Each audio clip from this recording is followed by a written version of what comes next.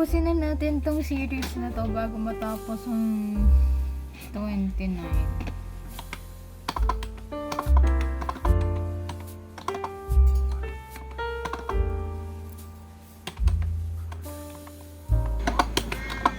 Spacing lang talaga to, guys.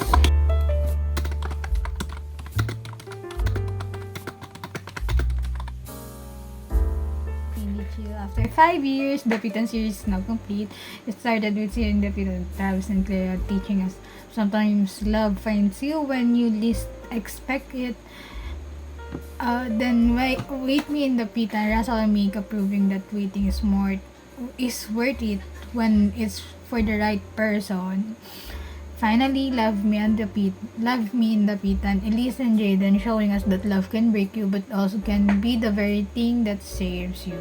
I think this series has been both the hardest and the most beautiful journey. Each character carried a piece of me, and I know they carried pieces of you too. To everyone who stay, love, cry, and fall in love with the Pitan along the way, thank you. This is the end of their stories, but not for ours.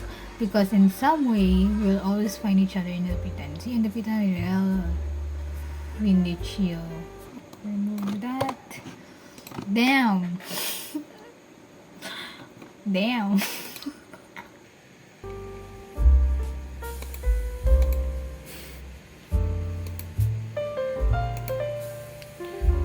After 5 years.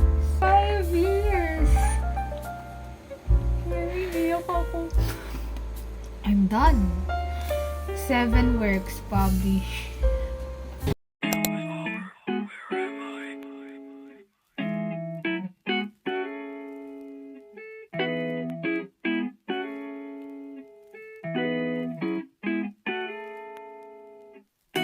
Girl, if I can play the guitar, 널 위한 곡을 수천 개는 더, 아마도 앨범을 한 6장은 내지 않았을까. 네가 내 가사가 되면 Then I'll make a lullaby for you while you sleeping like a Sobrang din niya.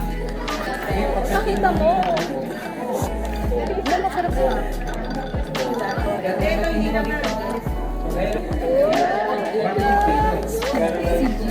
Ang dami na pinagdaanan sa pag yun yung una ko na. Pero sa akin, wala akong ballpen. Parang naka-shade ka. Basta yun.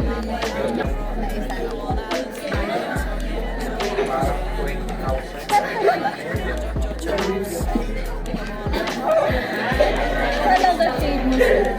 내 감정 태우고 바위 앉은 뒤에 손이 대일 정도로 뜨거운 커피를 마시고 널 마주 보면서 노래를 해주기를 원해.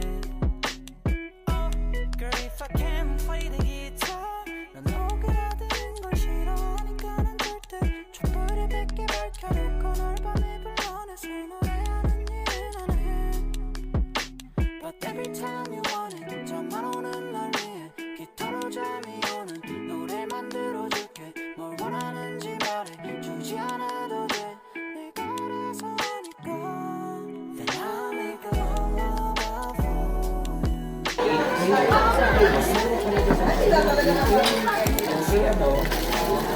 Sabi ko kasi hindi ka naman nagmamalaking bag. Eh di o yan, maliit na bag. Kasi ba yung gamit mo? Parang yung gamit hindi kasha. Hindi na masarap eh.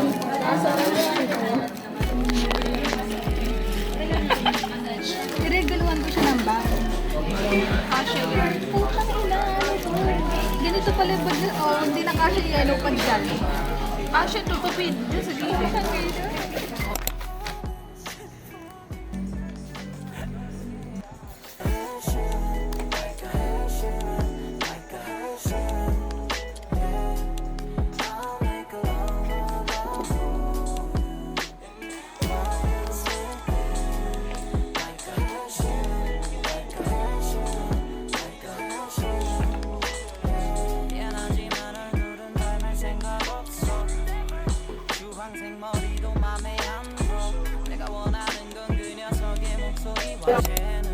기차는 만져본 적조차 없어.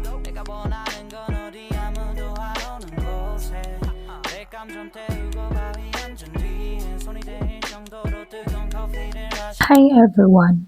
Wala, gusto ko lang i-haul sa inyo yung binili ko kanina. So, nagpunta kami ni Jana sa Sandbox Moraita.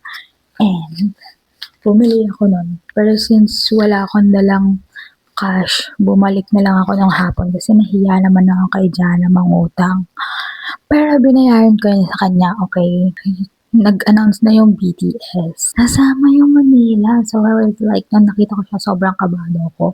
Na ino-open yung Weverse notif. Tapos, nung nag-open na siya, nakita ko talaga, Manila. Hinahanap ko siya sa dulo kasi nakita ko yung unang line, puro somewhere west. So, like, alam ko nasa dulo ang Asia. So, like, pagtingin ko, Philippines, Manila. Hindi ko alam kung saan, pero alam kong madugo tong ticket selling na to. Pero naniniwala ako na kaya ko kasi nakita ko na si J-Hope. Yes! So, kinakabahan for this kasi ang daming kalaban literally. And next year pa siya ng March. Tapos na-fulfill ko November yung ticket selling. And sabi ko kay Ali, like, shit, 2027. Exactly 10 years. Since nung huling punta nila dito, except kay J-Hope, syempre nag-concept siya nung April last year. Pero sobrang nung pumasok yun sa sistema ko, talagang kinilabutan ako. Bakla. Anyway, hindi nga kami pumasok ni Jana sa Great Books. Tapos, imbis na tumambay at mag-cellphone, nagpunta na lang kami sa Sandbox Moraita. Tapos, nahiya nga ako sa kanya. Mangutang naman. Pero nagbayad ako. So, bumalik na lang ako ng hapon of Love iStudio. Next, kasi this is Bad Diding at iba pa, at BP. I don't know. I can yearn more than chaperone. Hindi ko alam kung saan ko ilalagay to. Pero natahol lang siya. Naalala ko si Chol. Tumutugtog siya sa isip ko. Naalala ko yung edit ni Sunghoon. Grabe talaga. 2/4 na ako. Nakita ko na Enha noong 2024. And then, 2025, nakita ko na 17. And uulit pa ulit na ako ngayon 2026 sa 17. And magti-ticket selling next month yung sa TXT. And sana makasecure ako. Okay? Sana makasecure ako. Para makita ko sila sa March. Diba? March dump ko, TXT, tapos 17. Hi! Ako sa coffee shop. Pinuntahan namin ni Kaz last time. I really like the vibe here and the coffee. I love the Spanish latte.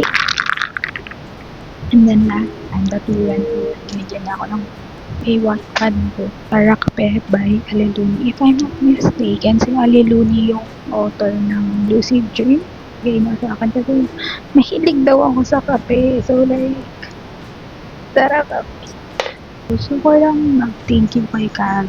Parang binabalik niya yung hobbies ko, gano'n. Tapos after reading this, parang gusto ko na lang magbasa ulit, gano'n. Gusto mo magbasa nito, pero ayaw mo magbasa ng RRL. I wanna thank Kaz kasi nakita niya tong coffee shop.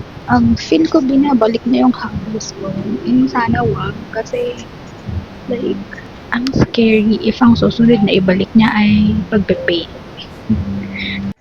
Hello, nasa summer ulit kami. Kasi puno dun sa may good side. Yan ang gusto ko after exam flowers. Hindi ko deserve, pero deserve ko. Mag-sticker haul tayo nung binili niya sa akin at binili ko sa sarili ko sa Sumo. Si Miffy, she's very me. Forever a girl who does it scared, does it alone, does it anyway. Cause do it scared. Tapos sticker stamp. I'll use it sa journal ko. Let's proceed sa binili niya sa akin sa Sandbox. Yung artist Naomi. Can you see it? Ang ingay.